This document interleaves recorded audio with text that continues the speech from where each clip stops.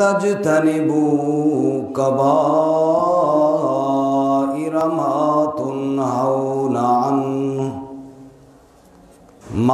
تنهون عنه نكفر عنكم سيئاتكم وندخلكم مدخلا كريما سبحان ربك رب العزة عما يصفون وسلام على المرسلين والحمد لله رب العالمين اللهم صل على محمد وعلى آل محمد كما صليت على إبراهيم وعلى آل إبراهيم إنك حميد مجيد اللهم بارك على محمد وعلى آل محمد كما باركت على إبراهيم وعلى آل إبراهيم إنك حميد مجيد۔ معزز سامعین، دوستوں اور بزرگوں اور بھائیوں، رمضان المبارک کا عظیم رحمتوں، برکتوں اور مغفرتوں والا مہینہ جاری ہے۔ جو ایام گزر گئے، اللہ رب العزت ان میں کیے گئے اعمال کو اپنی بارگاہ میں قبول فرمائے۔ جو ایام باقی ہیں، اللہ ہمیں نیکیوں میں بڑھ چڑھ کر حصہ لینے کی توفیق عطا فرمائے۔ بدعمالیوں اور برائیوں سے اللہ ہم سب کی حفاظت فرمائے۔ رمضان کی رحمتوں اور برکتیں اللہ ہمیں نصیب فرمائے۔ میرے بھائیوں اور بزرگوں، رمضان کا دوسرا عشرہ شروع ہونے کو ہے اور یہ مغفرت کا عشرہ ہے۔ ویسے تو موت سے پہلے جب بھی کوئی اللہ تعالیٰ سے مغفرت کی دعا کرے تو رسول اللہ صلی اللہ علیہ وسلم نے ارشاد فرمایا، جب تک انسان کا روح حلق تک نہ پہنچ جائے تب تک اللہ اپنے بندے کی توبہ کو قبول کرتے رہتے ہیں۔ رات بھر اللہ اپنی رحمت کا ہاتھ پھیلاتے ہیں تاکہ دن کو گناہ کرنے والا رات کے وقت اللہ سے توبہ کر کے معافی مانگ لے، اور دن بھر اللہ اپنی رحمت کا ہاتھ پھیلاتے ہیں تاکہ رات کو گناہ کرنے والا دن کو اللہ تعالیٰ سے معافی مانگ لے۔ اس لیے آج ہم نے نیت یہ کرنی ہے کہ ہم نے ان اللہ کی نافرمانیوں کو چھوڑنا ہے کہ جن نافرمانیوں کی وجہ سے اللہ ہم سے ناراض ہوتے ہیں۔ توبہ کا ہم نے عموماً یہ مطلب سمجھا ہوا ہے کہ استغفار کر لی جائے، اللہ کے سامنے یہ کہہ دیا جائے کہ یا اللہ معاف کر دے، لیکن گناہوں کو چھوڑنے کی طرف توجہ نہیں دی جاتی۔ حالانکہ توبہ کا بنیادی رکن یہ ہے کہ پچھلے گناہ پہ بندہ ندامت کرے اور آئندہ گناہ کو چھوڑنے کا عزم کرے۔ اگر پچھلے گناہ پہ ندامت نہیں تب بھی توبہ نہیں، اور آئندہ چھوڑنے کا عزم اور ارادہ نہیں تب بھی توبہ نہیں۔ اس لیے آج کے اس مختصر وقت میں قرآن و سنت کی روشنی میں چند ایک ایسے گناہوں کا تذکرہ کروں گا، کچھ حقوق اللہ میں سے ہیں، کچھ حقوق العباد میں سے ہیں کہ جن کے اندر عموماً ہم مبتلا ہیں، میں بھی آپ بھی، کوئی زیادہ میں کچھ کم میں، لیکن ہمارے معاشرے میں جہاں ہم رہتے ہیں ہم سب اسی معاشرے میں رہتے ہیں، بس ان کی طرف بعض دفعہ توجہ نہیں ہوتی، بعض دفعہ دھیان نہیں ہوتا، اس لیے وہ گناہ رہ جاتے ہیں۔ اور آپ کے علم میں یہ بات ہے اور آپ جانتے ہیں کہ بارش برستی ہے نا رحمت والی، اگر باغ اور اچھی زمین پر برسے اس کی خوشبوئیں اور زیادہ پھیلنا شروع ہو جاتی ہیں، اور اگر رحمت کی والی بارش برسے لیکن نیچے جگہ گندی ہو اور نیچے جگہ بدبودار ہو تو بارش تو اسی طرح رحمت والی برسی تھی، لیکن اس علاقے میں بدبو اور زیادہ پھیلنا شروع ہو جاتی ہے۔ اس لیے رمضان کی رحمتیں تو برس رہی ہیں، برکتیں تو برس رہی ہیں، لیکن اگر نیچے گناہ ہوگے، نیچے اللہ کی نافرمانی ہوگی تو ان رحمتوں کا فائدہ کوئی نہیں ہوگا، بلکہ ایک آدمی باہر گناہ کرتا ہے تو وہ مجرم ہے، اور ایک مسجد کے اندر گناہ کرتا ہے تو اس سے زیادہ مجرم ہے۔ ایسے ہی ایک بندہ غیر رمضان میں گناہ کرتا ہے تو اس کے اوپر اللہ تعالیٰ کی ناراضگیاں آئیں گی، اور جب رمضان میں کرے گا تو اور زیادہ اللہ کی ناراضگیاں آئیں گی۔ اللہ تعالیٰ ہماری حفاظت فرمائے۔ اس لیے میرے بھائیوں اور میرے بزرگوں، میں نے جو آیت کریمہ پڑھی ہے ذرا اس کا ترجمہ سننا کہ رب العالمین کس طرح اپنے بندوں کو معاف کرنے کے لیے تیار بیٹھے ہوئی ہیں۔ بس تھوڑی سی توجہ کی ضرورت ہے اور تھوڑا اپنے آپ کو بچانے کی ضرورت ہے۔ میں نے آپ کے سامنے 5ویں پارے کی ایک آیت مبارکہ پڑھی تھی، پہلے ذرا اس آیت کا ترجمہ سنیے، اور اس آیت میں جو اللہ رب العزت اپنے بندوں کو محبت کے ساتھ اور پیار کے ساتھ بلا کر ایک بات فرما رہے ہیں، ذرا اس پہ غور کرنا۔ کیا فرماتے ہیں؟ ان تجتنبوا کبائر ما تنہون عنہ نکفر عنکم سیئاتکم، فرمایا اے دنیا کے انسانوں، ان تجتنبوا کبائر ما تنہون عنہ، اگر تم اپنے آپ کو بچا لو ان کبیرہ گناہوں سے جن سے تمہیں روکا گیا ہے، جن سے تمہیں اللہ کریم نے منع کیا ہے، اگر اپنے آپ کو ان بڑے گناہوں سے تم بچا لو تو میں اللہ تم سے وعدہ کرتا ہوں نکفر عنکم سیئاتکم، اس کے علاوہ جو تم سے غلطیاں ہوں گی وہ اللہ میں خود ہی معاف کر دوں گا۔ سبحان اللہ، سبحان اللہ، سب کہو سبحان اللہ۔ ان تجتنبوا کبائر ما تنہون عنہ نکفر عنکم سیئاتکم، میں اللہ کریم تمہاری غلطیوں کو معاف کر دوں گا، ویغفر لکم، اور میں اللہ کریم تمہارے گناہوں کو معاف کر کے درگزر کر دوں گا، وندخلکم مدخلا کریما، اور میں اللہ کریم تمہیں جنت کے اندر داخل کروں گا جو عزت والی جگہ اللہ کریم نے بنائی ہے۔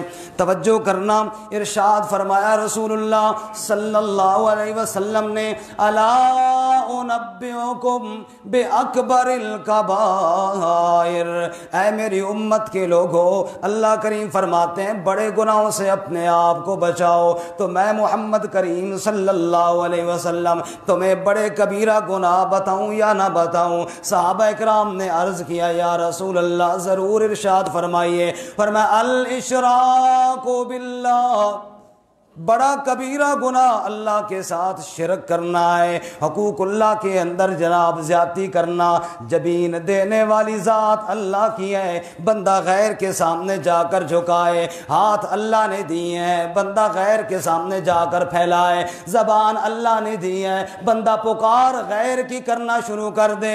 الاشراک باللہ، رب کی دھرتی پر جب کوئی اللہ کے ساتھ شرک کرتا ہے اتنا بڑا گناہ ہے، اللہ کریم قرآن میں بیان کرتے ہیں تکاد السماوات یتفطرن منہ وتنشق الارض وتخر الجبال حدا ان دعوا للرحمن ولدا، جب دنیا والے رحمان کی اولاد بیان کرتے ہیں، اللہ کے شریک بیان کرتے ہیں، یہ اتنا سنگین جرم ہے، آسمان پھٹنے پر آ جاتا ہے، زمین ٹکڑے ٹکڑے ہونے پر آ جاتی ہے، پہاڑ بھی گرنے پر آ جاتے ہیں۔ اس لیے اللہ کریم قرآن میں فرماتے ہیں ان اللہ لا یغفر ان یشرک بہ ویغفر ما دون ذلک لمن یشاء، اللہ کریم اس بات کو کبھی نہیں معاف کریں گے کہ اللہ کے ساتھ شرک کیا جائے، بلکہ اللہ کا دو ٹوک فیصلہ اور اعلان ہے ومن یشرک یشرک باللہ فقد حرم اللہ علیہ الجنہ ومأواہ النار، جس نے اللہ کے ساتھ شرک کیا اللہ نے جنت کو اس پر حرام کر دیا، دوزخ اس کا ٹھکانہ بنا دیا۔ اللہ فرماتے ہیں ان تجتنبوا کبائر ما تنہون عنہ نکفر عنکم سیئاتکم، بڑے کبیرہ گناہوں سے اپنے آپ کو بچاؤ، چھوٹی غلطیاں میں اللہ خود ہی معاف کر دوں گا۔ اللہ میں شرک سے محفوظ فرمائے، مرتے دم تک اللہ عقیدہ توحید پر قائم رکھے، اللہ کی ذات میں بھی کوئی شریک نہیں، اس کی صفتوں میں بھی کوئی شریک، سبحان اللہ۔ نبی پاک صلی اللہ علیہ وسلم دوسرا گناہ بتاتے ہیں، فرماتے ہیں وعقوق الوالدین، فرمایا ماں باپ کی نافرمانی سے اپنے آپ کو بچاؤ، بڑا کبیرہ گناہ ہے۔ ماں باپ کی نافرمانی کیا ہے بولو؟ صغیرہ گناہ ہے کبیرہ گناہ ہے؟ بولتے نہیں آپ سارے ساتھی، ماں باپ کی نافرمانی کیا ہے؟ کبیرہ گناہ ہے نا۔ اللہ اکبر۔ رسول اللہ صلی اللہ علیہ وسلم کے اوپر اللہ کریم نے قرآن میں آیت نازل فرمائی اور کیا ارشاد فرمایا؟ فرمایا اما یبلغن عندک الکبر احدہما او کلاہما فلا تقل لہما اف ولا تنہرہما، ماں باپ بالخصوص جب وہ بوڑھے ہو جائیں، دونوں موجود ہوں یا دونوں میں ایک موجود ہو، تیری امی موجود ہو یا تیرا ابا موجود ہو، فلا تقل لہما اف ولا تنہرہما، کبھی ان کی خدمت کرتے کرتے اکتا کر اف بھی نہیں کرنا۔ حضرت عبداللہ ابن عباس رضی اللہ تعالیٰ عنہما سے پوچھا گیا اف کا کیا مطلب ہے؟ جواب میں فرمانے لگے اگر ماں باپ بوڑھے ہو جائیں، ان کا پیشاب خطا ہو جائے کبھی کپڑے پر اور کبھی بستر پر، اور تجھے صاف کرنے کی ضرورت پیش آ جائے، کبھی ہاتھ کے ساتھ دھونا پڑے، فرمایا فلا تقل لہما اف، کبھی ماں باپ کی خدمت کرتے ہوئے نفرت کا اظہار نہیں کرنا، نفرت کا اظہار بولتے نہیں آپ سارے ساتھی۔ آپ کہیں گے ہمارا تو روزہ ہے اور مولوی تو کیڑا روزہ ہوتا ہے بھائی، ہاں کچھ شک میں بیٹھے بھائی ہمارا تو روزہ ہے اس لیے ہم نہیں بولتے، مولویوں کا تو شاید روزہ نہیں ہوتا اس لیے یہ ہر وقت لگے رہتے ہیں۔ الحمدللہ روزہ ہمارا بھی ہے، ذرا توجہ کے ساتھ بولیں جی۔ کیا فرمایا؟ حضرت عبداللہ ابن عمر نبی پاک صلی اللہ علیہ وسلم کے پیارے صحابی عمر رضی اللہ تعالیٰ عنہ کے بیٹے عبداللہ ابن عمر رضی اللہ تعالیٰ عنہما بیت اللہ کے پاس کھڑے ہوئی ہیں، کیا دیکھتے ہیں؟ ایک شخص اپنی بوڑھی والدہ کو کندھے پہ بٹھا کے بیت اللہ کا طواف کروا رہا ہے۔ سبحان اللہ، کیا عجیب منظر ہے جب والدہ بھی ساتھ ہو اور بندہ بیت اللہ کا طواف کر رہا ہو۔ سبحان اللہ، اللہ میں نصیب فرمائے، مجھے ایک بار اللہ نے والدہ کے ساتھ نصیب کیا ہے، اللہ دوبارہ نصیب فرمائے۔ والدہ بھی ساتھ ہو، بیت اللہ کا طواف بھی بندہ کر رہا ہو۔ فرمایا عبداللہ بن عمر رضی اللہ تعالیٰ عنہ یہ منظر دیکھ رہے تھے، بندے نے والدہ کو کندھے پہ اٹھایا ہوا ہے، طواف کروا رہا ہے، طواف سے فارغ ہوا، دیکھا نبی پاک کا پیارا صحابی حضرت عبداللہ ابن عمر کھڑے ہوئی ہیں، وہ طواف کروانے والا بندہ چل کر کے ان کے پاس آ گیا اور کہنے لگا نبی پاک کے صحابی آپ نے دیکھا ہے نا میں نے والدہ کو کتنی مشقت کے ساتھ طواف کروایا ہے؟ ہاں جی میں نے دیکھا ہے، اب مسئلہ پوچھنے کے لیے آیا ہوں، مسئلہ یہ ہے ایک سوال کا جواب تو دیجئے نا، کیا میں نے ماں کی خدمت کا حق ادا کر دیا کہ کوئی نہیں کیا؟ آئے ہائے ہائے، سوال کیا بندے نے، بتائیے میں نے ماں کی خدمت کا حق ادا کر دیا کہ کوئی نہیں کیا؟ عبداللہ ابن عمر تیش کے اندر آ گئے اور فرمانے لگے عجیب بات پوچھ رہا ہے اللہ کے بندے، تو ماں کے پیٹ کے اندر تھا، تیرے اندر روح پڑ چکی تھی اور حرکت کرنا تو نے شروع کر دیا تھا، ماں کے پیٹ کے اندر تو کروٹیں چینج کیا کرتا تھا، کبھی ادھر اور کبھی ادھر ہوا کرتا تھا، اور تیری کروٹ تبدیل کرنے کی وجہ سے تیری ماں کو تکلیف ہوا کرتی تھی۔ اللہ قرآن میں کہتے ہیں حملت امہ کرہا ووضعتہ کرہا، بڑی مشکل کے ساتھ تیری ماں پیٹ کے اندر تجھے سنبھال کے رکھتی تھی، تیری حرکت کی وجہ وجہ سے تیری ماں کو بڑی تکلیف ہوتی تھی، اے پوچھنے والے ابھی تک تو اس ایک کروٹ کا حق بھی تو نے ادا نہیں کیا۔ اللہ فرماتے ہیں، اللہ کے نبی فرماتے ہیں، او لوگوں رمضان کی گھڑیوں میں مغفرت کی امید رکھنے والوں، اگر ماں باپ کا دل دکھایا ہوا ہے تو نہ امید رکھنا اللہ کی مغفرت کی۔ ماں باپ کو تڑپانے والا وہ نہ خیال کرے کہ رمضان میں میری مغفرت ہو جائے گی، ماں کا دل دکھانے والا مت سوچے کہ جناب رمضان میں بخشا جاؤں گا۔ اللہ کے نبی صلی اللہ علیہ وسلم نے فرمایا، وہ جبرائیل نے میرے پاس آ کے بد دعا کی ہے، وہ شخص برباد ہو جائے جس کی زندگی میں ماں باپ دونوں موجود ہوں یا دونوں میں ایک موجود ہو اور ان کی خدمت کر کے جنت کا حقدار نہ بنے۔ اللہ کے نبی فرماتے ہیں جبرائیل نے بد دعا کی، رحمت للعالمین نے اس پر آمین کہی ہے۔ ماں باپ کا نافرمان روزہ بھی رکھا ہوا ہے، تراویح بھی پڑھ رہا ہے، خیرات بھی کر رہا ہے اور بھی دیگر نیکی کے کاموں میں بڑا اپنے آپ کو نیک سمجھ رہا ہے، لیکن ماں کا دل دکھانے والا یا باپ کا دل دکھانے والا اللہ کے نبی فرماتے ہیں کبیرہ گناہ کرنے والا ہے۔ ان تجتنبوا کبائر ما تنہون عنہ نکفر عنکم سیئاتکم، فرمایا کبیرہ گناہوں سے تو اپنے آپ کو بچاؤ نا، چھوٹی موٹی غلطیاں میں اللہ کریم خود معاف کر دوں گا۔ سبحان اللہ۔ اللہ میں ماں باپ کی خدمت کی توفیق عطا فرمائے، بالخصوص رمضان کی ان گھڑیوں میں ماں باپ کو اگر بلائیں تو فرمایا پھر کبھی ماں باپ کی آواز کو نظر انداز مت کرنا۔ اللہ کے نبی صلی اللہ علیہ وسلم نے یہ باتیں ارشاد فرمائیں، آپ ٹیک لگا کر بیٹھے تھے، کان متکئن فجلس، پھر آپ اٹھ کر بیٹھ گئے اور پھر آپ نے ارشاد فرمایا الا وشہادۃ الزور، جس طرح شرک بڑا گناہ ہے، جس طرح ماں باپ کی نافرمانی بڑا گناہ ہے، الا وشہادۃ الزور، توجہ کے ساتھ سنو، جھوٹی گواہی دینا بھی بہت بڑا گناہ ہے۔ جھوٹ بولنا، جھوٹی گواہی دینا بھی بہت بڑا گناہ ہے۔ اور ایک حدیث میں اللہ کے نبی صلی اللہ علیہ وسلم نے یوں ارشاد فرمایا، جو بندہ جھوٹ نہیں چھوڑتا اور جھوٹ حرام کھانا نہیں چھوڑتا، جھوٹ بولنا نہیں چھوڑتا، حرام کھانا نہیں چھوڑتا، اللہ کو کوئی حاجت نہیں کہ وہ بھوکا پیاسا رہے، میں بھی روزے سے ہوں جناب پانی نہیں پیتا، میں بھی روزے سے ہوں جناب کھانا نہیں کھاتا۔ اللہ کے نبی فرماتے ہیں کوئی ضرورت نہیں تجھے پانی چھوڑنے کی، کوئی ضرورت نہیں تجھے کھانا چھوڑنے کی، پہلے جھوٹ کو تو چھوڑ دینا، پہلے حرام خوری کو تو چھوڑ دینا۔ سارا دن کھانا پینا چھوڑ کر شام کے وقت افطاری میں حرام کے پیسے کے ساتھ افطار کر رہا ہے، رشوت کے پیسے کے ساتھ افطار کر رہا ہے، سود کے پیسے کے ساتھ افطار کر رہا ہے، دوسرے کا حق مار کے وہ پیسہ لے کر افطار کر رہا ہے، بہنوں کا حصہ نہیں دیا میراث میں اس پہ قبضہ کر کے اس پیسے کے ساتھ افطار کر رہا ہے۔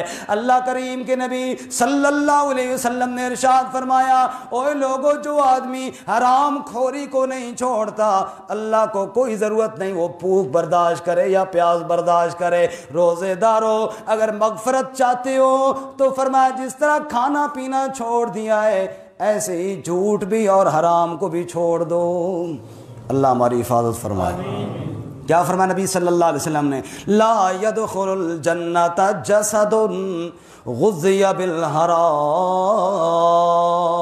او کما قال رسول اللہ صلی اللہ علیہ وسلم، آپ نے ارشاد فرمایا جنت میں وہ جسم نہیں داخل ہوگا۔ بتاؤ نبی پاک نے سچ فرمایا یا غلط؟ سارے بولیں جی، یہ کس نے فرمایا، میری بات ہے یا نبی پاک صلی اللہ علیہ وسلم کی بات ہے؟ اگر میری بات ہو تو منہ پہ مارو، لیکن اگر اللہ کے نبی کی بات ہو تو پھر سوچو۔ لا يدخل الجنت جسد، وہ جسم جنت میں نہیں جائے گا، غذی بالحرام، جو حرام کے ساتھ غذا پاتا رہا، جو حرام اپنے پیٹ کے اندر لے کر جاتا رہا، جو یتیموں کا مال لے کر جاتا رہا، مسکینوں کا مال لے کر جاتا رہا، غریبوں کا مال قبضہ کر کے جناب پیٹ کے اندر لے جاتا رہا، یا حقدار کا حق نہیں دیا اور وہ پیٹ کے اندر لے کر جاتا رہا، یا جناب ناپ تول میں کمی کی اور رشوت لی اور سود لیا، یا کسی اور طریقے سے حرام پیسہ اکٹھا کیا اور وہ کھا رہا ہے، روزے بھی رکھے جا رہا ہے، تراویح بھی پڑھے جا رہا ہے اور اپنے آپ کو جنتی بھی سمجھ رہا ہے، لیکن سن لے میرا بھائی، نبی پاک کا ارشاد سن لے، لا يدخل الجنہ، وہ بندہ جنت میں نہیں جائے گا جس نے اپنے پیٹ کے اندر حرام بھرا ہوا ہے۔ اللہ کے نبی فرماتے ہیں معراج کی رات میں نے اپنی آنکھوں سے دیکھا کچھ لوگوں کے پیٹ بڑے بڑے ہیں، میں نے پوچھا یہ کون لوگ ہیں جن کے بڑے بڑے پیٹ ہیں، پیٹ کے اندر آگ لگی ہوئی ہے؟ مجھے جبرائیل علیہ السلام نے بتایا یہ وہ بدبخت ہیں جو یتیموں کا مال کھایا کرتے تھے۔ ان الذین یاکلون اموال الیتامی ظلما انما یاکلون فی بطونہم نارا وسیصلون سعیرا۔ یتیم کا مال کھانے والوں سنو، اپنے پیٹ کے اندر دوزخ کی آگ بھر رہے ہو، اور اللہ قرآن میں وعدہ کر رہے ہیں وسیصلون سعیرا، ان قریب وہ دوزخ میں ڈال دیے جائیں گے۔ اب بندہ مالدار ہے، توجہ کرنا، یتیم کا مال کھانے کی ایک مثال عرض کر رہا ہوں، بندہ مالدار ہے، اللہ نے مال دیا ہے، سونا موجود ہے، کیش موجود ہے، بینک بیلنس موجود ہے، یا دکان ہے، کاروبار بھی موجود ہے، کاروباری بندہ ہے، پیسہ بچا کر رکھا ہوا ہے۔ یتیم کا مال کھانے کا ایک طریقہ یہ بھی ہے، اس مال میں سے زکوٰۃ کوئی نہیں ادا کرتا، یہ غریب کا حق تھا، مسکین کا حق تھا، یتیم کا حق تھا، زکوٰۃ کوئی نہیں ادا کی۔ قرآن میں اللہ کیا فرماتے ہیں والذین یکنزون الذھب والفضة ولا ينفقونها في سبيل الله فبشرهم بعذاب أليم۔ جو بندہ سونا اکٹھا کرتا رہتا ہے، چاندی جمع کرتا رہتا ہے، بینک بیلنس بڑھاتا رہتا ہے، لا ينفقون في سبيل الله، اللہ کی راہ میں خرچ کوئی نہیں کرتا، مال کی زکوٰۃ کوئی نہیں ادا کرتا، فبشرهم بعذاب أليم، اس کو دردناک عذاب کی خبر سنا دیجئے۔ کیسا عذاب یا اللہ؟ کیوم یحمی علیہ فی نار جہنم، اس کے مال کے پترے بنا کر دوزخ کی آگ کے اندر گرم کیے جائیں گے، فتقوی بہا جباہہم وجنوبہم وظہورہم، پھر داغا جائے گا اس کی پیشانی کو، داغا جائے گا اس کے پہلوؤں کو، داغا جائے گا اس کی پیٹھ کو، پھر یہ چیخے گا اور چلائے گا، جواب ملے گا ھذا ما کنزتم لانفسکم فذوقوا ما کنتم تکنزون۔ چیختا کیوں ہے؟ جو دنیا میں اکٹھا کرتا رہا، یہ وہی تو تیرا مال ہے نا۔ اللہ ہماری حفاظت فرمائے۔ وقت پورا ہو گیا، اس بات ختم کرتے ہیں۔ فرمایا ویل لکل ہمزۃ لمزہ الذی جمع مالا وعددا، ہلاکت ہے چغل خور عیب گو کے لیے جو مال اکٹھا کرتا رہتا ہے، گنتا رہتا ہے، اتنا ہو گیا جی، اب اتنے لاکھ ہو گیا جی، اتنے کروڑ ہو گیا جی، اب اتنا ہو گیا جی۔ فرمایا یحسب ان مالہ اخلدا، کیا سمجھتا ہے کہ مال ہمیشہ رہے گا؟ کلا، ہرگز ایسا نہیں ہوگا۔ لَيُنبَذَنَّ فِي الْحُطَمَةِ، ان قریب حطمہ میں ڈالا جائے گا۔ وَمَا أَدْرَاكَ مَا الْحُطَمَةُ، اور تمہیں کیا معلوم کہ وہ حطمہ کیا چیز ہوتی ہے؟ نار اللہ الموقدہ، وہ اللہ کی بھڑکائی ہوئی آگ ہے۔ ایک آگ وہ ہے جو تو بھڑکاتا ہے چولہے میں، ایک آگ وہ ہے جو تو جلاتا ہے گھر میں، لکڑی کے ساتھ، گیس کے ساتھ، ایندھن کے ساتھ تو جلاتا ہے۔ کبھی اس کے قریب بھی تو ہاتھ کیا کر، تجھے پتہ چل جائے وہ کتنی سخت ہے۔ نار اللہ الموقدہ، اور غور کر جس کو رب نے بھڑکایا وہ کتنی آگ سخت ہوگی۔ اس لیے اللہ دوسری جگہ فرماتا ہے نا وقودها الناس والحجارہ، اس کا ایندھن انسان ہوں گے، اس کا ایندھن پتھر ہوں گے۔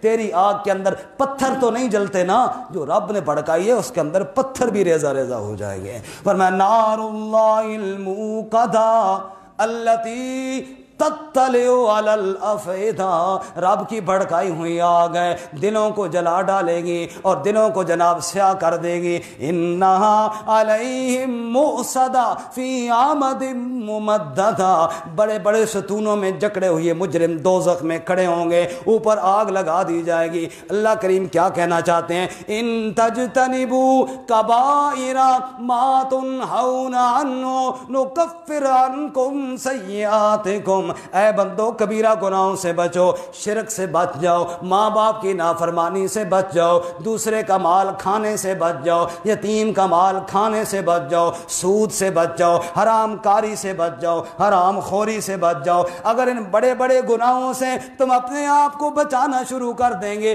پھر اگر کوئی کمی کوتاہی ہو گئی، نکفر عنکم سیئاتکم، رمضان کا عشرہ رحمت آ گیا ہے، پھر عشرہ مغفرت آنے والا ہے، نکفر عنکم سیئاتکم، کمیاں کوتاہیاں میں اللہ خود ہی معاف کر دوں گا، وندخلکم مدخلا کریما، اور پھر تمہیں عزت والی جگہ کا مہمان بنا دوں گا۔ اس لیے میرے بھائیوں، مغفرت کا عشرہ، اللہ سے خوب مغفرت مانگی جائے، لیکن مانگنے کا طریقہ یہ ہے جن کاموں سے میرے اللہ نے مجھے روکا ہے نا، مجھے ان کاموں سے باز آ جانا چاہیے، مجھے بھی، آپ کو بھی، سب کو اللہ تعالیٰ عمل کی توفیق عطا فرمائے۔ وآخر دعوانا